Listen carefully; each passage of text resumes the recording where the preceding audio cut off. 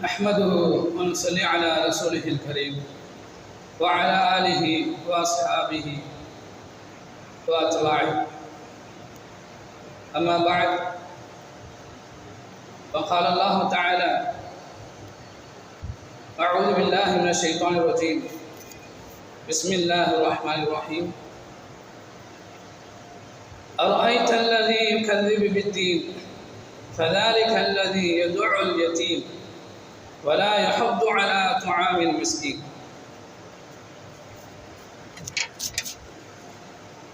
எல்லா புகழும் அல்லாஹ்வுக்கே உரியது.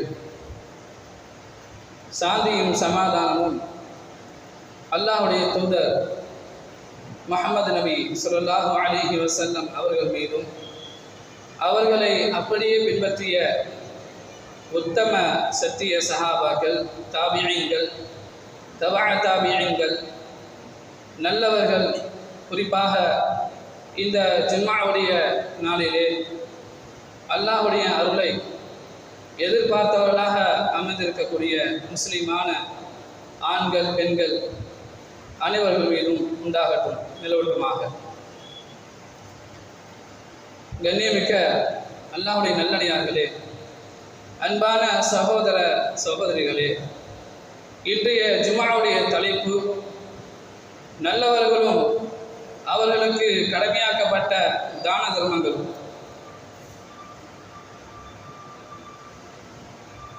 கண்ணியமிக்க அல்லாஹ்வுடைய நல்லடியார்களே, நபிகள் நாயகம் ஸல்லல்லாஹு அலைஹி வஸல்லம் அவர்களை பார்த்து அல்லாஹ் சொல்கின்றான், நபியே, நீங்கள் இப்ராஹீமை பின்பற்றுகிறார்கள். இப்ராஹிம் அலைஹிஸ்ஸலாம் அவர்களை பின்பற்றுகிறார்கள். அவர்களை பற்றி அல்லாஹ் சொல்கின்றான், குல் ஸதகல்லாஹ், அல்லாஹ் உண்மையை சொல்லிவிட்டான். என்ன உண்மை? மில்லத்த இப்ராஹிம ஹனீஃபா, பின்பற்றுவதற்கு சரியான ஒரு மார்க்கம் இப்ராஹிம் அலைஹிஸ்ஸலாம் அவர்களுடைய மார்க்கமாகும். மில்லத்த இப்ராஹிம ஹனீஃபா, பின்பற்றுவதற்கு ஒரு சரியான ஒரு மார்க்கம் இப்ராஹிம் அலைஹிஸ்ஸலாம் அவர்கள் மார்க்கத்தை பின்பற்றுங்கள் என்று அல்லாஹ் நபிகள் நாயகம் ஸல்லல்லாஹு அலைஹி வஸல்லம் அவர்களை பார்த்து சொல்கின்றான். ஏன் சொல்கின்றான்? வமா கான மினல் முஷ்ரிகீன், இப்ராஹிம் அலைஹிஸ்ஸலாம் அவர்கள் சிறுக்கு வைப்பவராக இல்லை, இணை வைப்பவராக இல்லை. இணை வைப்பவர்களில், இணை வைக்கக்கூடிய கூட்டத்தில் அவர்கள் இல்லை.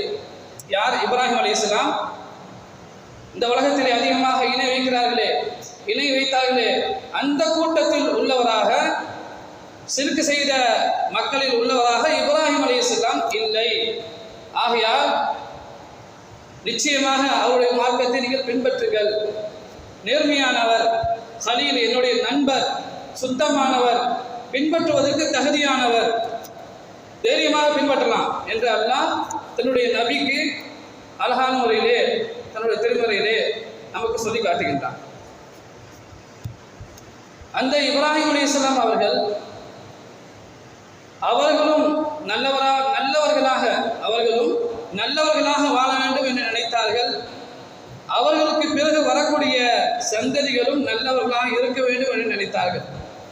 இப்ராஹிம் அலைஹிஸ்ஸலாம் அவர்களுக்கு வெகு நாட்களாக குழந்தை பாக்கியம் கிடையாது. அவர்களுக்கு குழந்தை கிடையாது.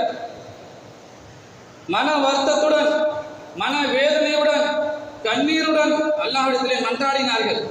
ரொம்ப காலமாக மன்றாடினார்கள். பிறகு இறுதியாக ஒரு துஆவை செய்தார்கள். ரப்பி ஹபிலி மினஸ் சாலிஹீன், யா அல்லாஹ், சாலிஹான குழந்தையிலிருந்து ஒரு குழந்தை எனக்கு தருவாயாக. எத்தனையோ சாலிஹான குழந்தைகளை நீ படைத்திருக்கின்றாய், உருவாக்கி இருக்கின்றாய், நல்ல குழந்தையை நீ படைத்திருக்கின்றாய். அப்படிப்பட்ட ஒரு குழந்தையிலிருந்து ஒரு குழந்தையை எனக்கு தருவாயாக என்று துஆ செய்தார்.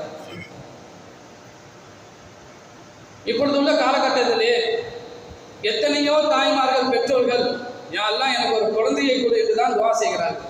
குழந்தை பாக்கியம் இல்லாதவர்கள், பெற்றோர்கள், தாய்மார்கள் குழந்தை பாக்கியம் இல்லை என்று சொன்னால், யா அல்லாஹ் எனக்கு ஒரு குழந்தைய பாக்கியத்தை கொடு என்று துஆ செய்வார்கள். முஸ்லிமான முஃமினான உள்ளவராக இருந்தால், மார்க்கம் அறியாத முஸ்லிம்களாக இருந்தால் டாக்டரிடம் சென்று மருத்துவரிடம் சென்று டாக்டரிடம் சென்று என்ன செய்கிறார்கள்? குழந்தை பாக்கியத்திற்கு உண்டான ஹராமான விஷயங்களை செய்து கொள்கிறார்கள்.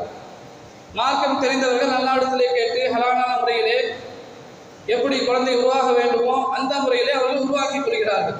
இதுதான் இஸ்லாம். இஸ்லாமிய மார்க்கத்திலே எவ்வாறு துஆ செய்ய வேண்டும்? யாரெல்லாம் எனக்கு ஒரு குழந்தையை கொடு என்று துஆ செய்வதை விட ரஃபி ஹபிலி மினஸ் சாலிஹின், சாலிஹான குழந்தையை கொடு யா அல்லாஹ் என்று துஆ செய்ய வேண்டும். இப்ராஹிம் அலைஹிஸ்ஸலாம் அவர்கள் வெகு காலமாக கேட்ட துஆ ஒரு நேரம் நிறைவேறியது. அவர்களுக்கு சாலிஹான குழந்தை மட்டுமல்லாமல் இஸ்மாயில் அலைஹிஸ்ஸலாம் என்ற ஒரு நபியையே அவர்களுக்கு அருள்படையாக வெகுமதியாக அல்லாஹ் கொடுத்தான். இப்ராஹிம் அலைஹிஸ்ஸலாம் அவர்கள் இறைச்சத்தில் உச்சக்கட்டம் என்று சொன்னால், இஸ்மாயில் அலைஹிஸ்ஸலாம் அவர்கள் தன்னுடைய உயிரையே அல்லாஹ்வுக்கு தியாகம் செய்யக்கூடிய நபியாக இருந்தார்கள். இப்ராஹிம் அலைஹிஸ்ஸலாம் அல்லாஹ்வுக்காக எதையும் செய்யக்கூடிய இறைச்சம் உடையவர் என்றால், அவர்களுக்கு பிறந்த அந்த குழந்தை சாலியான குழந்தை மட்டுமல்லாமல் நபியாக கொடுத்தான். அவர்கள் அல்லாஹ்வுக்காக தன்னுடைய உயிரை தியாகம் செய்ய முன்வந்தார்கள். அப்படிப்பட்ட ஒரு குழந்தையை அல்லாஹ் வழங்கினான். பொறுமையாக இருந்ததற்காக ஒரு குழந்தையை, மிகப்பெரிய ஒரு பரிசை, சுத்தமானவரை அல்லாஹ் அவர்களுக்கு வழங்கியிருந்தான். கண்ணியமிக்கவர்களே, இப்ராஹிம் அலைஹிஸ்ஸலாம் அவர்கள் எதற்காக சாலியான குழந்தையை கேட்க வேண்டும்? பொதுவாக ஒரு குழந்தையை கொடுத்தால் போதும், குழந்தையே இல்லை, ஒரு குழந்தையை கொடுத்தால் போதும், ஏன் சாலியான குழந்தை கிடைப்பதே ஒரு அபூர்வமாக இருக்கிறது என்று நினைத்திருக்கலாமே. கண்ணியமிக்கவர்களை சிந்தித்து பாருங்கள். ஏன் இப்படி கேட்டார்கள்? சாலியான குழந்தையின் மூலம் என்ன லாபம்? ஒரு சாலியான குழந்தையின் மூலம் அவருடைய பெற்றோர்களுக்கு இந்த உலகத்திலே உயர்வான அந்தஸ்துகள் எல்லாம் கிடைக்கும், உயர்வான தரஜாக்கள் எல்லாம் கிடைக்கும். அந்த சாலியான குழந்தை என்ன செய்யும்? ஹராமான விஷயங்களா செய்யும்? அந்த சாலியான குழந்தை ஒவ்வொரு வினாடியும் ஒவ்வொரு நொடியும் அல்லாஹ்வுடைய சிந்தனையிலே இருக்கும். அல்லாஹ்வை வணங்குவதற்கு முன் வரும், அல்லாஹ்வுடைய ஹலாலான விஷயங்களை செய்வதற்கு முன் வரும். அந்த சாலியான குழந்தை தன்னுடைய பெற்றோர்களுக்கு எந்நேரமும் எங்களுடைய பெற்றோரை பாவங்களை மன்னிப்பாயாக, எங்களுடைய பெற்றோர்களுக்கு உயர்வான அந்தஸ்துகளை கொடுப்பாயாக என்று சொல்லக்கூடிய குழந்தையாக இருக்கும். அதன் மூலமாக அந்த பெற்றோர்களுக்கு உயர்வான அந்தஸ்துகள் எல்லாம் இந்த உலகத்திலே கிடைக்க வாய்ப்பு இருக்கிறது. நாளை மறுமையிலே அந்த பெற்றோர்கள் மரணித்த பிறகும் நபிகள் நாயகம் ஸல்லல்லாஹு அலைஹி வஸல்லம் அவர்கள் சொன்னார்கள், 3 அமல்கள் இந்த உலகத்திலே உங்களை விட்டு துண்டிக்கப்படும், முடிவடைந்துவிடும். 3 அமல்களை தவிர இந்த உலகத்திலே எல்லா அமல்களும் உங்களை விட்டு துண்டிக்கப்படும். 3 அமல்களை தவிர எல்லா அமல்களும். அந்த 3 அமல்கள் என்ன? ஒன்று நிலையான தர்மம், இரண்டாவது பயன் தரக்கூடிய கல்வி, மூன்றாவது அவர்கள் விட்டு சென்ற சாலிகான குழந்தை. ஒன்று என்ன? பலன் தரக்கூடிய கல்வி. நாம் ஒருவருக்கு கல்வி எத்தி வைப்போம். அந்த கல்வி நாம் யாருக்காவது ஒரு கல்வியை எத்தி வைத்தா, இஸ்லாமிய மார்க்க சம்பந்தமாக ஏதாவது ஒரு விஷயம் ஒரு மக்களுக்கு அந்த செய்தி போய் சேர்ந்தால் அவர்கள் பின்பற்றும் காலமெல்லாம் நமக்கு வந்து கொண்டே இருக்கும் அந்த அமல். ஒன்று. இரண்டாவது நிலையான தான தர்மம், தொடர்ந்து தர்மம் செய்து கொண்டே இருப்பது, அல்லாஹ்வுக்காக ஓய்வில்லாமல் தர்மம் செய்து கொண்டே இருப்பது. மூன்றாவதாக பெற்றோருக்கு விட்டு சென்ற சாலியான குழந்தை. இந்த சாலியான குழந்தையின் மூலம் அந்த பெற்றோர்கள் மரணித்த பின்பும் அந்த பெற்றோர்களுக்காக இவர்கள் துஆ செய்து கொண்டே இருப்பார்கள். அந்த துஆவின் மூலம் அவருடைய பாவங்கள் மன்னிக்கப்பட்டு உயர்வான சொர்க்க சோலைகளிலே அவர்கள் இருப்பார்கள். அந்த சோலைகளிலே உயர்வான அந்தஸ்துகளை அல்லாஹ் கொடுப்பான் இந்த குழந்தையின் மூலமாக. எதற்காக இந்த குழந்தையை கொடுக்கின்றான்? சாலி என்றால் என்ன அர்த்தம்? அல்லாஹ்வுக்கு மாற்றம் செய்யாமல் வாழும், அல்லாஹ் ரசூலுக்கு மாற்றம் செய்யாமல் வாழக்கூடிய ஒரு குழந்தை. அல்லாஹ் என்ன சொன்னானோ, அல்லாஹ்வுடைய தூதர் என்ன சொன்னார்களோ அதை என்னுடைய ஒரு டைம் டேபிள் மாதிரி போட்டு பின்பற்றக்கூடிய, ஒரு டைம் டேபிள் மாதிரி போட்டு தொடர்ந்து பின்பற்றக்கூடிய ஒரு குழந்தையாக இருக்கும். அல்லாஹ்வுக்காக என்று சொல்கிறார்களே, அல்லாஹ்வுக்காக விட்ட குழந்தை என்று சொல்கிறார்களே, அப்படிப்பட்ட ஒரு குழந்தையாக இருப்பதினால்தான் அல்லாஹ் அந்த பெற்றோர்களுக்கு உயர்வான அந்தஸ்துகளை எல்லாம் தருகின்றார். நாம் துஆ செய்யும் போது எப்படி துஆ செய்ய வேண்டும்? யா அல்லாஹ் எனக்கு ஒரு சாலிஹான குழந்தையை கொடு. இப்பொழுது உள்ள நம்மிடம் உள்ள குழந்தையை கூட இவ்வாறு துஆ செய்து மாற்றலாம். யா அல்லாஹ் என்னுடைய குழந்தையை சாலிஹான குழந்தையாக மாற்று, சாலிஹான குழந்தையாக ஆக்கு என்று நாம் துஆ செய்யலாம். இப்படிப்பட்ட தன்மைகள் எல்லாம் இப்ராஹிம் அலைஹிஸ்ஸலாம் அவருடைய செயல்பாடுகளில் இருந்தது. இதை நபிகள் நாயகம் ஸல்லல்லாஹு அலைஹி வஸல்லம் அவர்கள் பின்பற்றினார்கள், நாமும் பின்பற்ற வேண்டும். நாமும் நல்லவர்களாக இருக்க வேண்டும், நம்முடைய சந்ததிகளும் நல்லவர்களாக இருக்க வேண்டும். அடுத்ததாக யூசுப் அலைஹிஸ்ஸலாம் அவர்களுக்கு அல்லாஹ் சுப்ஹானஹு வ தஆலா நிறைய நியாமத்துகளை கொடுத்திருந்தான். எண்ணற்ற நியாமத்துகள், எண்ணில் அடங்காத நியாமத்துகளை கொடுத்திருந்தான். அப்படிப்பட்ட சில நியாமத்துகளில் சிலதை நான் சொல்கின்றேன்.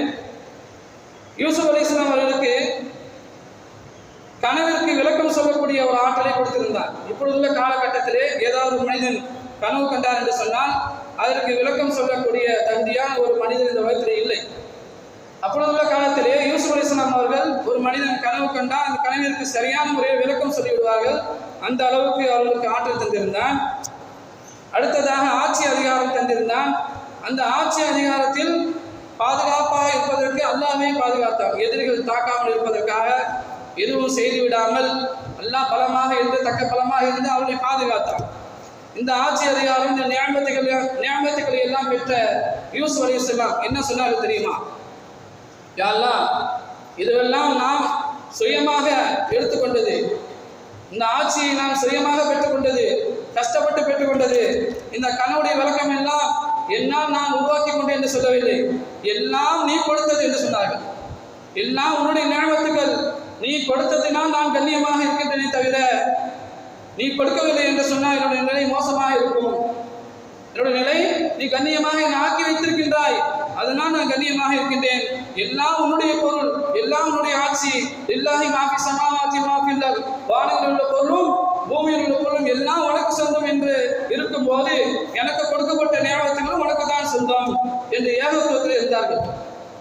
ஒரே சிந்தனை, எல்லாம் அல்லாஹ்வுடையது, நம்மவர்களால் எதுவுமே செய்ய முடியாது.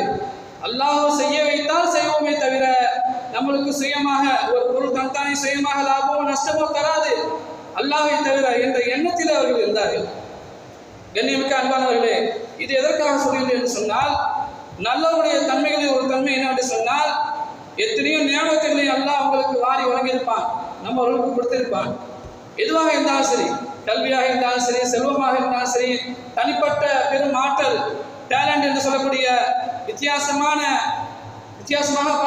பார்க்கக்கூடிய ஆச்சரியப்படக்கூடிய அளவுக்கு நம்மிடம் பெரும் ஆற்றல் இருந்தாலும் அது என்னை கொண்டு நான் சம்பாதித்தது, நான் சுயமாக முயற்சி செய்தது, என்னால் எதுவும் செய்ய முடியும், நான் நினைத்தால் என்ன வேண்டும் என்றாலும் செய்வேன், நான் நினைத்தால் என்ன வேண்டும் என்றாலும் செய்வேன் என்றெல்லாம் நினைப்பதை விட இதுவெல்லாம் அல்லாஹ்வால் கொடுக்கப்பட்டது, அல்லாஹ் ஒரு நாள் இதை எடுத்துக்கொள்வார் என்று இந்த சிந்தனையோடு, ஏகத்துவ சிந்தனையோடு வாழ்வது நல்லவர்களின் தன்மை. அதற்காக சொல்கிறது. கண்ணியமிக்க அல்லாஹ்வுடைய நல்லடியார்களே, அல்லாஹ்விற்கும் அல்லாஹ்வுடைய ரசூலுக்கும் விருப்பமானதாக நம்முடைய செயல்களை ஆக்கிக் கொள்ள வேண்டும். அவ்வாறு ஆக்கிக் கொண்டால் அதனுடைய பலன்கள், லாபம் மிக அதிகமானதாக இருக்கும், இந்த உலகத்திலும் சரி மறுமையிலும் சரி. இதன் மூலமாக அல்லாஹ்வுடைய நெருக்கம் கிடைக்கின்றது, அல்லாஹ்வே நம்மை நெருங்கிக் கொள்கின்றான்.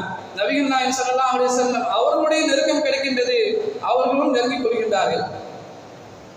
நபிகள் நாயகம் ஸல்லல்லாஹு அலைஹி வஸல்லம் அவர்களும் அல்லாஹ்வும் இந்த உலகத்திலே ஒரு மனிதன் நல்ல மனிதன் என்று சொல்லக்கூடிய வாய்ப்பு கிடைத்தால் ஒரு சந்தோஷம் தானே. நபிகள் நாயகம் ஸல்லல்லாஹு அலைஹி வஸல்லம் அவர்கள் ஒரு சம்பவத்தை சொல்கிறார்கள்.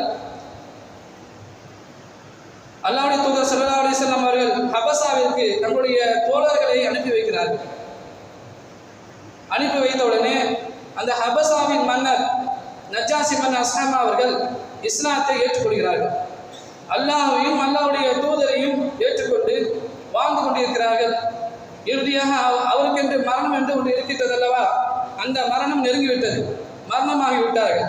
மரணமாகிவிட்டார்கள் என்ற செய்தி எங்கிருந்து வருகிறது என்று சொன்னால் அல்லாஹ்வின் அரிசிலிருந்து வருகிறது. மரணமாகிவிட்டார் என்ற செய்தி, இப்பொழுது ஒரு மனிதன் மரணமாகிவிட்டார் என்று சொன்னால் பள்ளிவாசலில் இருந்து ஊர் மக்கள் யாராவது சொல்வார்கள், வீட்டில் உள்ளவர்கள் தான் சொல்வார்கள். ஆனால் அந்த செய்தி பொதுவாக அல்லாஹ்வுடைய அரிசிலிருந்து வருகின்றது. அல்லாஹ்வுடைய அரிசிலிருந்து நபிகள் நாயகம் ஸல்லல்லாஹு அலைஹி வஸல்லம் அவர்களுக்கு அல்லாஹ் தெரியப்படுத்துகின்றான், ஒரு நல்ல மனிதர், ஒரு நல்லடியார் இந்த உலகத்திலே மரணித்து விட்டார் ஹபஸாவிலே என்று அல்லாஹ் சொல்கின்றான். இதை கேட்ட ரசூலுல்லாஹி ஸல்லல்லாஹு அலைஹி வஸல்லம் அவர்கள் மிக்க ஆச்சரியத்துடன் அல்லாஹ் சொல்கின்றானே, அவர் எப்படிப்பட்ட மனிதராக இருப்பார், நல்ல மனிதராக இருப்பார் என்று பதட்டத்துடன் சொன்னார்கள், மாத்த யோமின் ரஜுல் சாலிஹ், இன்றைய தினம் ஒரு சாலியான மனிதர் மரணமாகிவிட்டார். ஃபகூமு, எழுந்து நில்லுங்கள், எழுந்திருங்கள். வஸல்லு, தொழுகை நடத்துங்கள். அஹீக்கும், உங்களுடைய சகோதரனுக்கு அஸ்லாமா என்ற அந்த சகோதரனுக்கு தொழுகை நடத்துங்கள் என்று சொல்லி நபிகள் நாயகம் ஸல்லல்லாஹு அலைஹி வஸல்லம் தொழுகை நடத்தினார்கள். சஹாபாக்கள் எல்லாம் தொழுதார்கள் என்ற சம்பவத்தை நம்முடைய ஹதீஸிலே பதிவு செய்கிறார்கள். கண்ணியமிக்க அல்லாஹ்வுடைய நல்லடியார்களே, இந்த செய்தியிலிருந்து என்ன தெரிய வருகிறது? ஒரு மனிதர் இந்த உலகத்திலே நல்லவராக வாழ்ந்தால் எப்படிப்பட்ட செய்தியெல்லாம் நமக்கு கிடைக்கின்றது? அல்லாஹ்வுடைய அரசிலிருந்து செய்தி வருகின்றது. அந்த அஸ்லாமா மன்னர் நஜ்ஜாசி எந்த அளவுக்கு அல்லாஹ்வுடைய நெருக்கத்தை பெற்றிருப்பார். அல்லாஹ்வுடைய அரசிலிருந்து செய்தி வருகின்றது. நல்லவர் என்ற செய்தி அல்லாஹ்விடத்தில் சான்றிதழ் பெற்றார். இந்த அஸ்லாமா மன்னர் நீ நல்லவர் என்று அல்லாஹ் சான்றிதழ் கொடுத்து விட்டான். நபிகள் நாயகம் ஸல்லல்லாஹு அலைஹி வஸல்லம் அவர்களும் அல்லாஹ்வை என்ன சொன்னார்களோ அப்படியே அவர்கள் கேட்பார்கள். அவர்களும் நல்லவர் என்று முடிவு செய்து விட்டார்கள். சஹாபாக்களும் நல்லவர் என்று முடிவு செய்து விட்டார்கள். சஹாபாக்கள் வாயிலாகவும் நபிகள் நாயகம் ஸல்லல்லாஹு அலைஹி வஸல்லம் அவர்கள் வாயிலாகவும் அல்லாஹ்வுடைய சொல்லாகவும் இருக்கின்றது அஸ்லாமா மன்னர் நல்லவர் என்று. அவருடைய வாழ்க்கை எப்படி இருந்திருக்கிறது என்பதை பற்றி யோசித்து பாருங்கள். நம்முடைய வாழ்க்கையும் அவ்வாறு இருக்க வேண்டும் என்று சொன்னால் நாம் நல்லவர்களாக வாழ வேண்டும். அல்லாஹ்வுடைய தூதருக்கும் கட்டுப்பட வேண்டும். கண்ணியமிக்க அல்லாஹ்வுடைய நல்லடியார்களே, இந்த உலகத்திலே நபிகள் நாயகம் ஸல்லல்லாஹு அலைஹி வஸல்லம் அவர்கள் சொன்னார்கள், ஒரு நல்ல மனிதர் அவர் மரணிக்கும் போது அவருடைய நிலை எவ்வாறு இருக்கும்? அவருடைய ரூஹ் கைப்பற்றப்படும் போது அவர் நல்ல மனிதராக இருந்தால் எவ்வாறு இருக்கும் என்பதையும் நமக்கு சொல்லி காட்டுகிறார்கள். ஒரு நல்ல மனிதர் மரணிக்கும் போது மலக்குல் மௌத் அவரை நோக்கி வருவார்கள், அவரிடம் அமர்வார்கள், அவர் பக்கத்திலே அமர்வார்கள். அவரை பார்த்து சொல்வார்கள், உஹ்ருஜி, புறப்படு, எழுந்து, அய்யுஹன் நஃப்ஸ் அத்-தய்யிபா, பரிசுத்தமான ஆன்மாவே புறப்படு, எழுந்து என்று சொல்வார்கள். ஃபில் ஜஸதி அத்-தய்யிப், நீ ஒரு பரிசுத்தமான உடலிலே இருந்தாய், இவ்வளவு காலமாக நீ ஒரு பரிசுத்தமான உடலிலே இருந்தாய். இந்த மனிதன் உன்னை பாவத்தில் ஈடுபடாமல் பாதுகாத்தான். இந்த உடல் உன்னை பாவத்தில் ஈடுபடாமல் பாதுகாத்தது என்று சொல்வார்கள். சொல்லிவிட்டு சொல்வார்கள், நீ அல்லாஹ்வால் புகழப்பட்டவன் என்ற நற்செய்தி ஏற்றுக்கொள். உனக்கு வெகுமதிகள் எல்லாம் நாளை மறுமையிலே காத்திருக்கின்றது என்ற நற்செய்தியை ஏற்றுக்கொள். உன் மீது இந்த நேரத்திலே அல்லாஹ் கோபப்படாமல் இருக்கின்றான் என்ற செய்தியை ஏற்றுக்கொள், செய்தியை கேட்டுக்கொள். பிரூஹி வரைஹான், சொர்க்கத்தின் நறுமணங்கள் எல்லாம் உனக்காக காத்திருக்கின்றது, எழுந்திரு, புறப்படு, இதுவெல்லாம் உன்னுடைய நற்செய்திகள் என்று சொல்லி அந்த நல்ல ஆன்மாவிடம் சொல்லிக் கொண்டே இருப்பார்கள். அது அவ்வளவு சீக்கிரம் வராது. என்ன சொல்கிறார்கள் என்று கேட்டுக்கொண்டே இருக்கும். நல்லது சொல்கிறார்களா, கெட்டது சொல்கிறார்களா, நம்முடைய நிலை என்ன, நரகமா சுகமா என்ற ஒரு பயத்திலே இருக்கும். இந்த நற்செய்திகளை சொல்ல சொல்ல அந்த ஆன்மாவிற்கு சந்தோஷம் அதிகமாக ஏற்படுகின்றது. அவ்வளவு சீக்கிரம் வரவில்லை, சொல்லிக்கொண்டே இருப்பார்கள். சீக்கிரமாக போய் கைப்பற்ற மாட்டார்கள். அந்த நேரம் வரும் வரையும் அவர்கள் சொல்லிக்கொண்டே இருப்பார்கள். ஒரு மனிதனுக்கு எந்த நேரத்தில் உயிர் கைப்பற்றப்பட வேண்டுமோ அதற்கு முன்னாடியே வந்து விடுவார்கள். அந்த நேரத்திலே அவர்கள் சொல்லிக்கொண்டே இருப்பார்கள். அந்த நேரம் வர வரையும் சொல்லிக்கொண்டே இருக்கும்போது ரசூல் ஸல்லல்லாஹு அலைஹி வஸல்லம் சொன்னார்கள், இதையெல்லாம் கேட்டுக்கொண்டு அந்த நல்ல ஆன்மா என்ன செய்யும்? அந்த நல்ல மனிதனின் உடலை விட்டு துள்ளி குதித்துக் கொண்டு தானாகவே வெளியேறும் என்று நபிகள் நாயகம் ஸல்லல்லாஹு அலைஹி வஸல்லம் நமக்கு சொல்லி காட்டுகின்றார். சந்தோஷத்திலே இவ்வளவு நற்செய்திகள் நமக்கு இருக்கின்றதா, நாம் நல்லவர்களாக வாழ்ந்து விட்டோமா என்றுதான் அப்பொழுதுதான் அந்த ஒரு நல்ல ஆன்மாவுக்கே தெரியும்.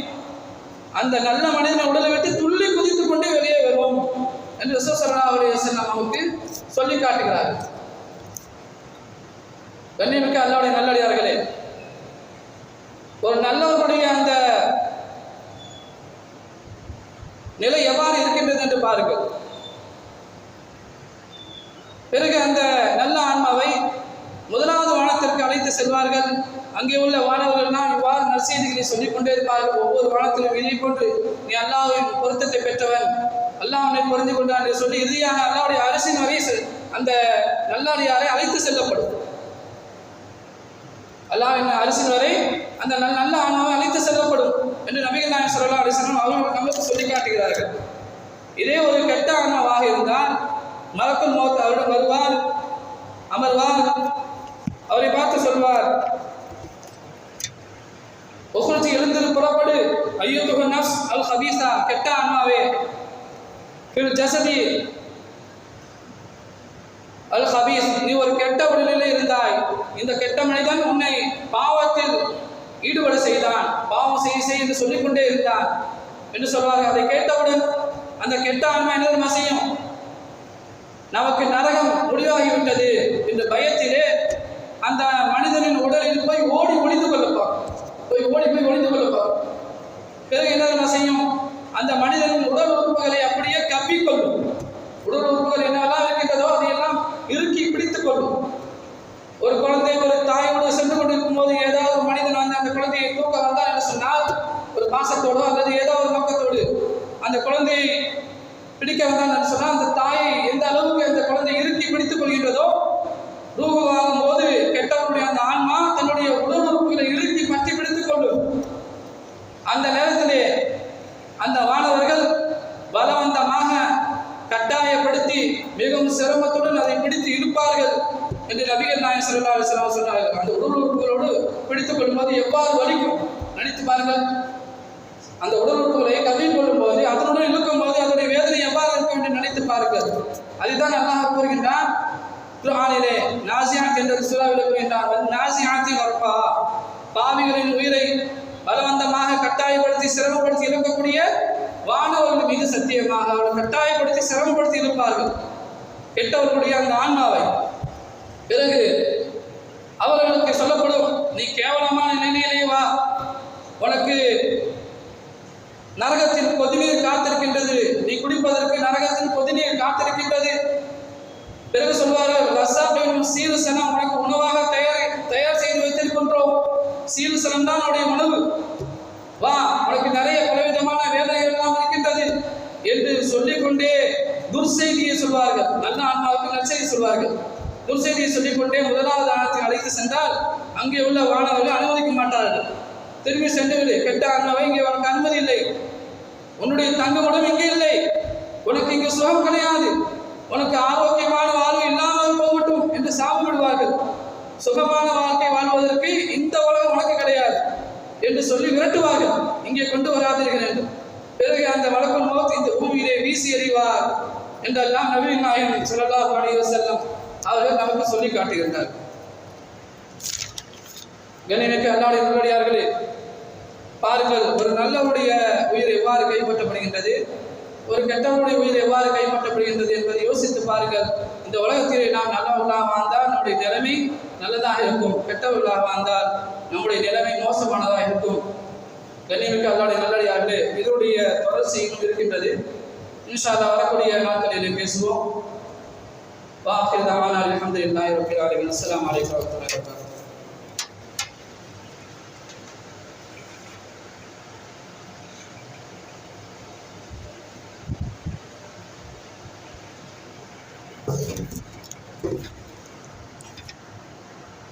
نحمده ونصلي على رسوله الكريم وعلى آله وأصحابه وأتباعه. கண்ணியமிக்க அல்லாஹ்வுடைய நல்லடியார்களே, இஸ்லாமிய மார்க்கத்திலே நாம் நல்லவர்களாக மட்டும் வாழ்ந்தால் போதாது, அல்லாஹ் நமக்கு கடமையாக்கப்பட்ட தான தர்மங்களை செய்தே ஆக வேண்டும். ஒரு மனிதன் அல்லாஹ்வுடைய நெருக்கத்தை பெறுவதற்கு எத்தனையோ வழிகள் இருக்கின்றது, நல்ல அமல் இருக்கின்றது. அதிலே ஒரு சிறந்த அமல் என்னவென்று சொன்னால், அல்லாஹ்வுடைய நெருக்கத்தை பெறுவதற்கு தானம் தர்மம் செய்தியாக வேண்டும், அல்லாஹ்வுடைய அன்பை பெறுவதற்கு செய்தியாக வேண்டும். நம்முடைய செல்வத்திலிருந்து அல்லாஹ்வுடைய பாதையிலே நமக்கு போக மிஞ்சியதை கொடுத்தே ஆக வேண்டும். யாருக்கு தர்மம் செய்ய வேண்டும்? ஏழை எளிய மக்களுக்கு, வசதியற்றவர்களுக்கு, அனாதைகளுக்கு, வழிபோக்கர்களுக்கு, நம்முடைய குடும்பத்திலே வசதியற்று இருக்கின்றார்களே ஏழைகள், அவர்களை அணுகி கொடுக்க வேண்டும். இன்னும் நல்ல காரியங்களுக்காக தங்களுடைய வாழ்க்கையை அர்ப்பணித்து தியாகம் செய்து நன்மையான விஷயங்கள் எல்லாம் சேர்ந்து செய்கிறார்களே, அவர்களுடன் போய் சேர்ந்து செய்ய வேண்டும். அல்லது நம்முடைய பொருளாதாரத்தை அவர்களுடன் கொடுத்து விட வேண்டும், நீங்கள் செய்யுங்கள் என்று சொல்ல வேண்டும் என்றெல்லாம் இஸ்லாம் நமக்கு கட்டாயமாக சொல்லியிருக்கின்றது. இதன் மூலியமாக அல்லாஹ்விடத்திலே பன்மடங்காக கூலியை பெற்றுக்கொள்ளலாம். வணக்கங்கள் ஒன்று ஜக்காத்தாக இருக்கின்றது. இந்த ஜக்காத் வசதியற்றவர்கள் கட்டாயமாக கொடுத்துவிட வேண்டும். ஆனால் இஸ்லாமிய மார்க்கத்திலே தர்மம் என்பது ஏழையாக இருந்தாலும் சரி அவர் தர்மம் செய்தே ஆக வேண்டும்.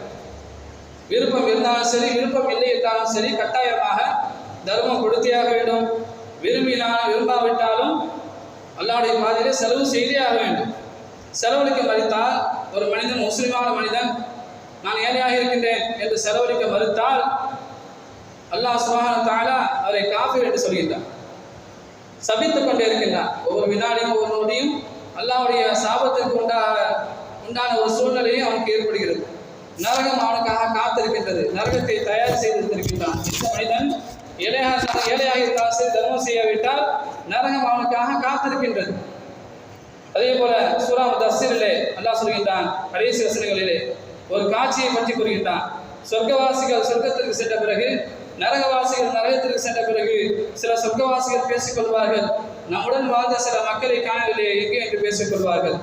அல்லாஹ் சொர்க்கத்திற்கும் நரகத்திற்கும் ஒரு திரையை வைத்திருப்பான். அந்த நேரத்திலே அந்த திரையை விலக்கி விடுவான்.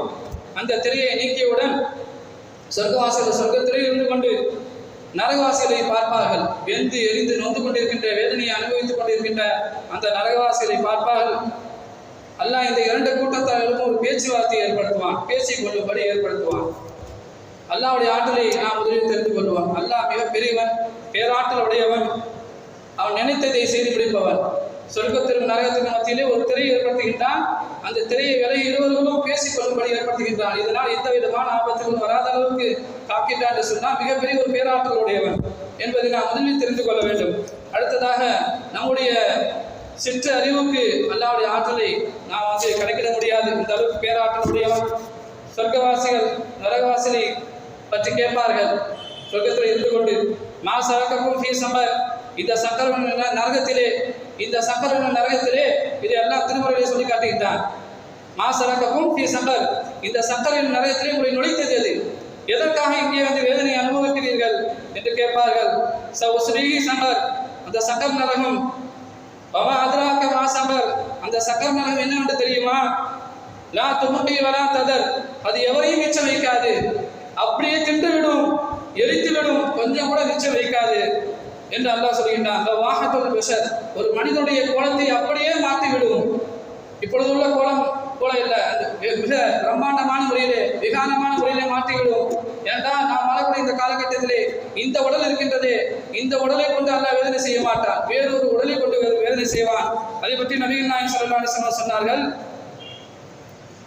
நரகத்திலே போடும்போது ஒரு மனிதனை மிகப்பெரிய உடலாக மாற்றப்படும். அந்த உடலை கொடுத்த பிறகு அவனுடைய பற்களே மலை அளவுக்கு இருக்கும் என்று சொன்னார்கள். ஒரு மனிதனுடைய பற்கள் மலை அளவு என்று சொன்னால் அவனுடைய உடல் எவ்வாறு பெரியதாக இருக்கும் என்று நினைத்து பாருங்கள்.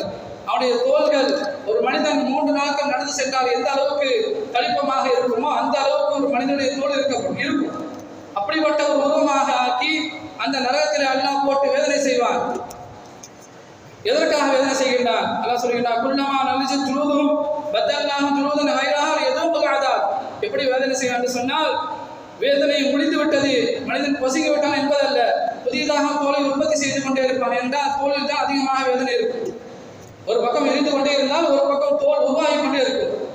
நான் ஸ்டாப் வேதனைக்கு எந்த விதமான நான் ஸ்டாப்பும் கிடையாது, ரெஸ்ட் கிடையாது, ஓய்வு கிடையாது. தொடர்ந்து வேதனையை சுவைக்க வேண்டும் என்பதற்காகவே அல்லாஹ் இவ்வாறு செய்கின்றான். சொர்க்கவாசிகள் கேட்பார்கள், மா சலக்கும் ஃபீ சபர், எதற்காக இங்கே வந்தீர்கள் என்று கேட்கும் போது அவர் சொல்வார்கள், வலன்னக்கும் துழிமுல் மிஸ்கீன், நாங்கள் ஏழைகளுக்கு உணவளிக்கவில்லை என்று சொல்வார்கள். மிகப்பெரிய ஒரு கேட்டை போட்டுக் கொண்டோம், அதில் வாட்ச்மேனை நிப்பாட்டி கொண்டோம், எந்த ஏழை வந்தாலும் விரட்டி அடியுங்கள் என்று சொன்னோம், ஏழைகளுக்கு ஒருவேளை உணவு அவர்களுக்கு கொடுக்கவில்லை என்று சொல்வார்கள். இஸ்லாமிய மார்க்கத்திலே தர்மம் செய்வது, ஏழைகளுக்கு உணவளிப்பது ஒரு முக்கியமான ஒரு விஷயமாக இருக்கின்றது. மறுமையிலே மிகப்பெரிய தண்டனையை கொடுக்கக்கூடிய விஷயமாக இருக்கின்றது. ஒரு ஏழைக்கு உணவளிக்கவில்லை என்று சொல்லி அல்லாஹ் இவ்வளவு பெரிய சக்கர் என்று நரகத்திலே போடுகின்றான் என்று சொன்னால், ஒவ்வொரு தான தர்ம விஷயங்களிலே நாம் கவனக்குறைவாக இருக்கும்போது, ஜக்காத் விஷயத்திலே கவனக்குறைவாக இருக்கும்போது என்னவெல்லாம் தண்டனை இருக்கும் என்பதை நாம் யோசித்து பார்க்க வேண்டும்.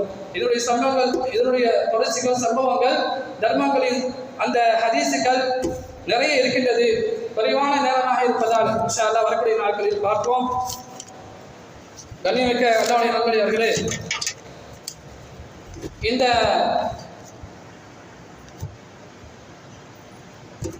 நாம் வாழக்கூடிய இந்த காலகட்டத்தில் எத்தனையோ நல்ல மக்கள் நிறைய சேவைகளை எல்லாம் செய்து வருகிறார்கள். மனிதநேயம் என்று இருக்கின்றது, நிறைய கூட்டங்கள் அறக்கட்டளைகள் இருக்கின்றது. மக்களுக்கு, ஏழை எளிய மக்களுக்கு, அனாதைகளுக்கு உதவி என்று தேடி வரும் மக்களுக்கு உதவி செய்து கொண்டுதான் இருக்கிறார்கள். நிறைய கூட்டங்கள் இருக்கின்றது. அதே போல நம்முடைய தௌஹீதுல்லா மர்கஸிலும் அல் இஹ்சான் பைத்துல் மால் கமிட்டி அறக்கட்டளை என்று ஒன்று செயல்பட்டு தொடர்ந்து வந்து கொண்டிருக்கின்றது. அவர்கள் அல்லாஹ்வுக்காக ஒவ்வொரு நேரமும் ஒவ்வொரு வினாடியும் அல்லாஹ்வுடைய பொருத்தத்தை பெற வேண்டும், அல்லாஹ் சொன்னதை நாம் செய்ய வேண்டும் என்ற சிந்தனையிலே உள்ளவர்கள். அவர்கள் கடன் உதவி, கல்வி உதவி, மருத்துவ உதவி, வாழ்வாதார உதவி, ஏழை மக்களுக்கு 10 குடும்பங்களுக்கு மளிகை சாமான், அதே போல கேட்பவர்கள் கேட்டால் இல்லை என்று சொல்ல மாட்டார்கள். நான் கவனித்த வகையிலே கேட்பவர்கள் கேட்டால் இதுவரையும் இல்லை என்று சொன்னதே இல்லை. ஏனென்றால் அல்லாஹ்வுக்கு பயப்படுகிறார்கள். அதே போல ஹிப்ரு மதரசா, குர்ஆன் மனப்பாடம் செய்யக்கூடிய ஒரு மதரசாக்கள் எல்லாம் உருவாக்க வேண்டும், அல்லாஹ்வுடைய அருளை பெற வேண்டும். நம் ஊரிலே குர்ஆன் சத்தம் எந்நேரமும் 24 hours கேட்டுக்கொண்டே இருக்க வேண்டும் என்ற நல்ல எண்ணங்களிலே இருக்கிறார்கள். ஆனால் பொருளாதாரம் மிகவும் குறைவாக இருப்பதனால் அந்த நற்காரியங்களை அல்லாஹ் ரசூல் சொன்ன அந்த காரியங்களை, அந்த சேவைகளை அவர்களால், அதாவது மிகப்பெரிய அளவில் அவர்களால் செய்ய முடியவில்லை. வந்தவர்களுக்கு ஏதோ கையில் இருப்பதை, மக்கள் கொடுத்ததை கொடுக்கின்றார்கள் தவிர, நிறைய இருந்தால் தான் நிறைய கொடுக்க முடியும். கையிலே இருக்கக்கூடிய சின்ன சின்ன மக்கள் கொடுத்த சின்ன சின்ன உதவிகளை தான் செய்ய முடியுமே தவிர, வாழ்வாதார உதவி, அதாவது வண்டி வாங்கி கொடுப்பது, தட்டு வண்டி வாங்கி கொடுப்பது, மோட்டார் பைக் வாங்கி கொடுப்பது, டீக்கன் வாங்கி கொடுப்பது கண்கூடாக நாம் பார்க்கின்றோம்.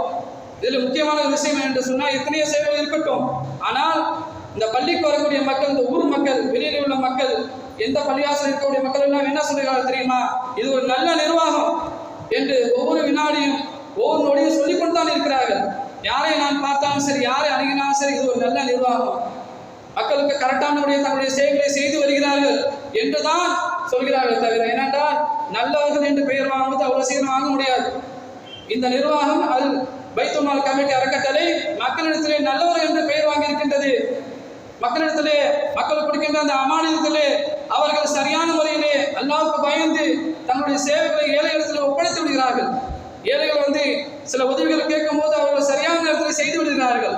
இப்படிப்பட்ட ஒரு சூழ்நிலையில இறையச்சத்தில் இருக்கக்கூடிய இந்த கமிட்டிக்கு, இந்த பைத்துல் மால் கமிட்டிக்கு பொருளாதாரத்தை அதிகமாக வழங்கினால்தான் அது இன்னொரு முக்கியமான விஷயம் என்று சொன்னால், சில சேவை மையங்களில் 1 மாதம் சென்று வா மனுவை வாங்கிக் கொள்வார்கள், 1 மாதம் சென்று வா, 1 வாரம் சென்று வா என்று அனுப்பிடுவார்கள். ஆனால் நான் பார்த்த வகையிலே நேற்று ஒரு மனிதர் சொன்னார் என்று சொன்னால், மறுநாள் காலையிலே அவருக்கு உதவிகள் போய் சேர்ந்து விடுகிறது. அந்த அளவுக்கு எக்ஸ்பிரஸ் விரைவாக செய்து வருகிறார்கள். கண்ணியமிக்கவர்களே, அல்லாஹ்வுக்காக, அல்லாஹ்வுடைய ரசூலுக்காக இறையச்சத்துடன் வாழக்கூடிய மக்கள் இவ்வாறு தான் செய்வார்கள். இப்படிப்பட்ட மக்களிடம் உங்களுடைய பொருளாதாரத்தை நீங்கள் அதிகமாக கொடுக்க வேண்டும். என்றால் நிறைய பொருளாதாரம் இல்லாத காரணத்தில் நிறைய நன்மைகளை செய்ய முடியாமல் அவர்கள் இருக்கிறார்கள், சொல்ல முடியாமல் இருக்கிறார்கள், வெல்ல முடியாமல் இருக்கிறார்கள். கண்ணியமிக்கவர்களே, உங்களுடைய பொருளாதாரத்தை அதிகமாக இந்த அல் இஹ்சான் பைத்துல் மால் கமிட்டி அறக்கட்டளைக்கு தௌஹீதுல்லா மர்கஸ் வாரி வழங்குங்கள். அல்லாஹ் நம்முடைய எல்லா செயல்களையும் தெரிந்து கொள்வானாக. அதிகமாக தான தர்மங்களையும் ஜக்காத்தையும் வழங்குவானாக. ஏனென்றால் அந்த தான தர்மம், அந்த ஜக்காத் என்பது நம்முடைய தேவைக்கு மிஞ்சிய அந்த பொருள் ஏழைகளுடைய அழுக்கு என்று இஸ்லாம் சொல்கின்றது. அந்த அழுக்கை நாமே வைத்துக் கொள்ள வேண்டும், அவரிடம் ஒப்படைத்து விட வேண்டும். அவரிடம் அது போனால் அது புனிதமானதாக ஆகிவிடும். அந்த அழுக்கு இருக்க இருக்க நம்முடைய வாழ்க்கையில கஷ்டம் வரும், நோய் நொடி வரும், டாக்டர் செலவு வரும், முசீபத்துகள் எல்லாம் அடையும். ஏனென்றால் அது உங்களுடைய பொருள் கிடையாது. உங்களுக்கு தேவைக்கு மிஞ்சிய பொருட்களை கொடுத்து விட வேண்டும். அப்படிப்பட்ட தான தர்மம் வழங்கக்கூடிய ஜக்காத் கொடுக்கக்கூடிய மக்களாக அல்லாஹ் நம் அனைவரும் ஆக்குவானாக. வாஹிர் தஅவானா அல்ஹம்துலில்லாஹி ரப்பில் ஆலமீன். அஸ்ஸலாமு அலைக்கும் வரஹ்மத்துல்லாஹி வபரகாத்துஹு.